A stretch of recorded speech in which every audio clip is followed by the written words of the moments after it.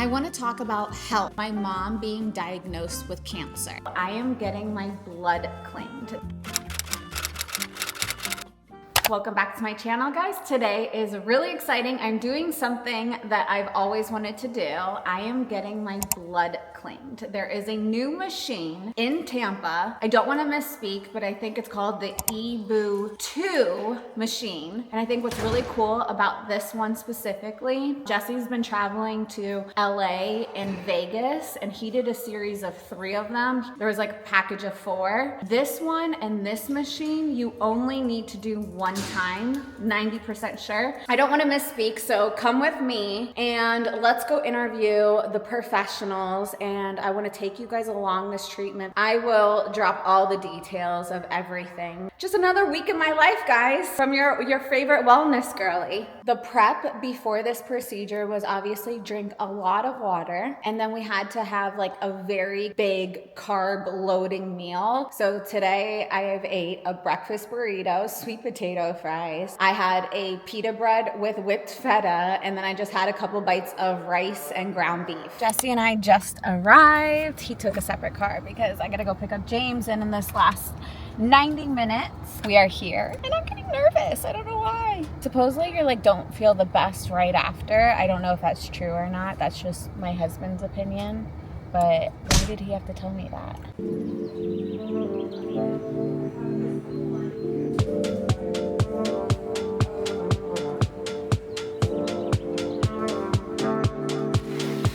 She alive?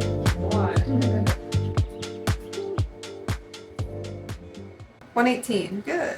Awesome. So we're gonna put an IV in each arm. Take my Hypafix, there's paper on each side. So I'm gonna pull it off, and it pulls this way. And then I'm going to take my syringe and hook up here. Chin just a little, pull back, feels good. I only push in half a mil and then pull back. We want the heparin to stay in the syringe.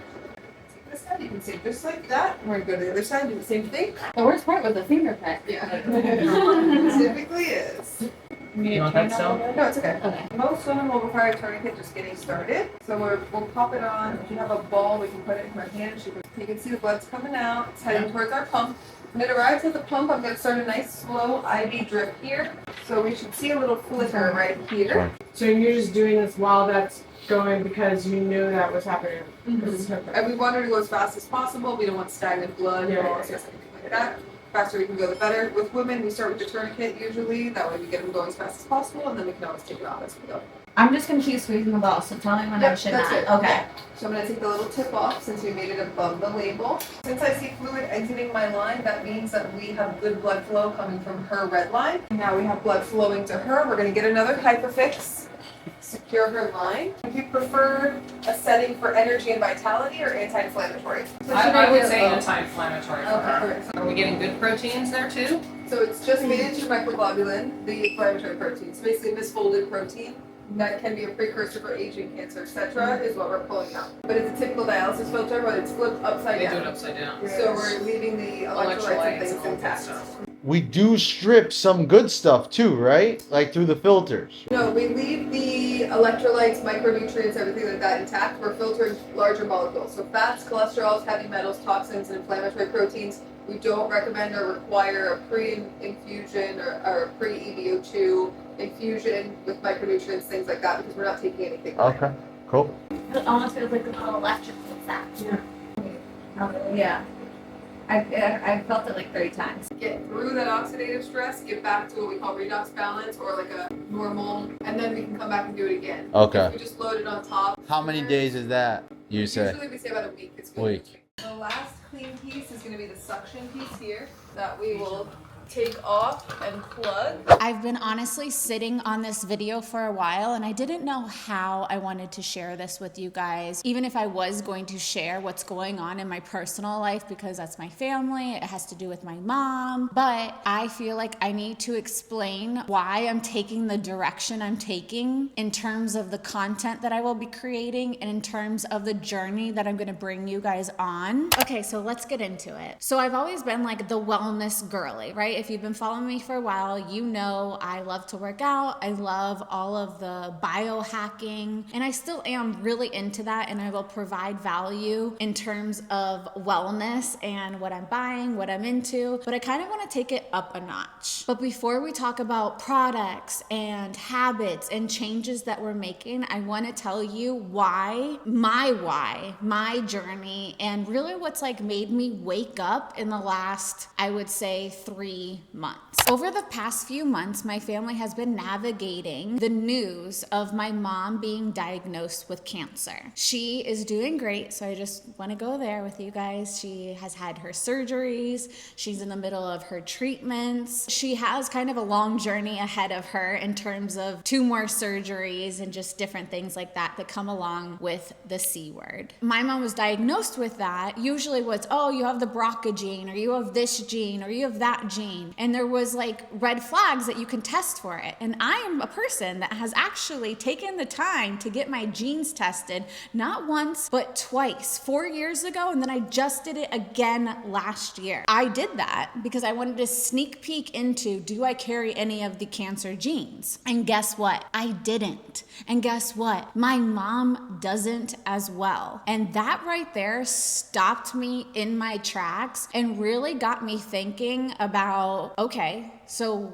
why are people getting cancer? 3 people get cancer. So if it wasn't genetic, it really had me asking all of the questions. A lot of people around me, including my mom, which is so crazy, have lived a pretty crunchy, non-toxic life. And things that I really have never really asked before, like the environment we're living in, the things we're putting on our body, the things we're putting in our body, the stress we normalize, and just honestly, the things that we're exposed to over a lifetime. This video is not meant to scare you guys whatsoever. It's not meant to shame anybody. We're all in different seasons. We're all in different paths. And I think for me, it didn't really wake me up until it either happened to me or happened to somebody that I genuinely love and care about. This is just the beginning of a conversation, and one that has completely shifted the way I think about health, wellness, and how I want to show up for myself, for my family, and for you guys. So after we found out that my mom had cancer, I just could not stop thinking, and I still can't stop thinking. If it wasn't genetics, what was it? For me, it's like, okay, what contributes to health over time? What leads to cancer?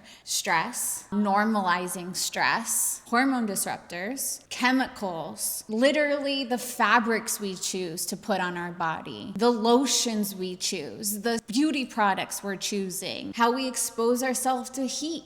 And it's really not just one specific thing, it's the accumulation of it all. And I think that's the thing that's like so overwhelming to start your non-toxic journey is, again, we have to kind of do this layer by layer in terms of how we are gonna take this journey on. Because it's not just one product, it's not just one habit, it's literally everything. And I wanna ask you guys, and I want you guys to take away this question. How are you guys being exposed to things every single day without questioning them? It could be down to the fertilizer, to the pesticides that you guys are allowing your landscapers to spray your grass with. We haven't fertilized our grass in a few years now. Does our grass look like shit? Yes, but it's okay because my kids play barefoot outside. At least I know that they're not absorbing all of those toxins. I'm not willing to sacrifice my health or my family's health just because it's aesthetically pleasing. I'm not making this video to blame something, a particular product, a particular thing. I just want us and my community to become more aware so that we could maybe prevent some things happening down the line to our health or to our children or to our grandchildren. So what does low-tox living actually mean? This has been something that I have been researching, and I want to just pause here because this is where people get really overwhelmed, including me. Like when somebody would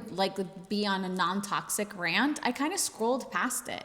I kind of didn't really care because I'm like, half of the non-toxic products don't even work. That was literally what I would tell myself. And it was just such an excuse at the same time. Living a non-toxic life can look very different from what I believe is non-toxic versus what you might believe is non-toxic. Anything that I put in my body, I'm reading the labels. Jesse asked me, how do you spend 2 hours in Whole Foods? And I literally looked at him and I said, because I read every single label, babe. One, I'm making sure it's not gluten-free and there's no gluten in it for you, but also I'm making sure that the snacks that I'm getting my kids aren't just filled with seed oils and different things that are cancer causing, that are really bad for our bodies, that we are taught to not even question.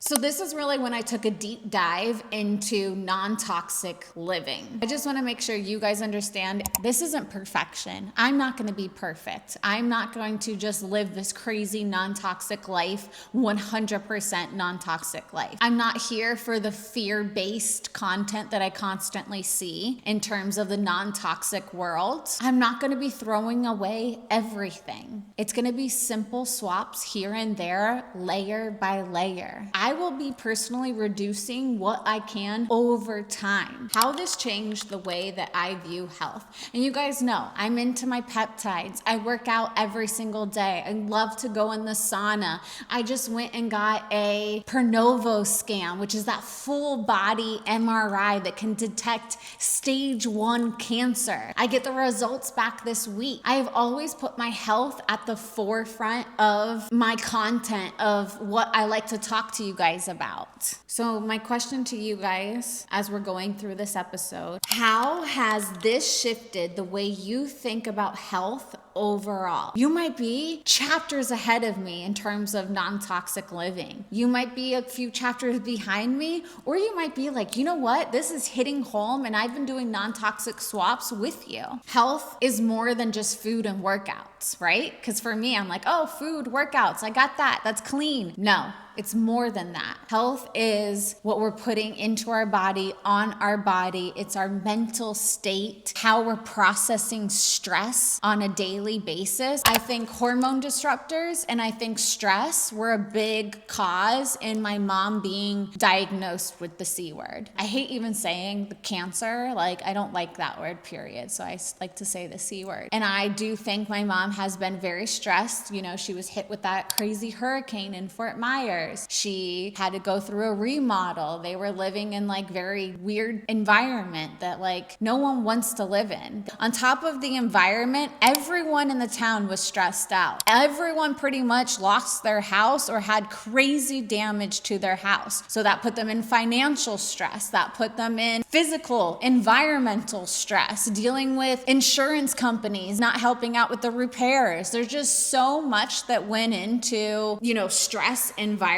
And I just feel like it's kind of all connected. Even for me, that was a high level stress that she was dealing with. And then on top of just not eating clean, on top of, you know, different things that we're exposed to, hormones, stress, and environment are all connected. You know, when I was building out my business, when I was building out my career, I wouldn't take any of it back. So I just want to make that clear. But I lived a very high stressed, high cortisol levels because I was focused on one thing, and that was success and financial success. Did I get it? Yes. Did it benefit me? Yes. But looking back at it now, I don't think that stress is worth your health. I talked about this on my last video of the ins and outs, and this year I am listening to my body. Today, I knew that I needed to rest. Like, I had a good workout on Monday, but I took off, you know, Saturday and Sunday, but something was telling me in my body, like, rest, girl. This whole non-toxic living, I am going to prioritize resting and listening to my body and wanting to be proactive, not reactive. I'm never going to be one to lecture or one to think like one way is right and one way is wrong, but I do want to be proactive in the choices that I make for myself and for my family. And like, quite frankly, I don't want my body to break down before I take care of it. Like, I already know that I don't oxidize stress, so I probably shouldn't be around stress.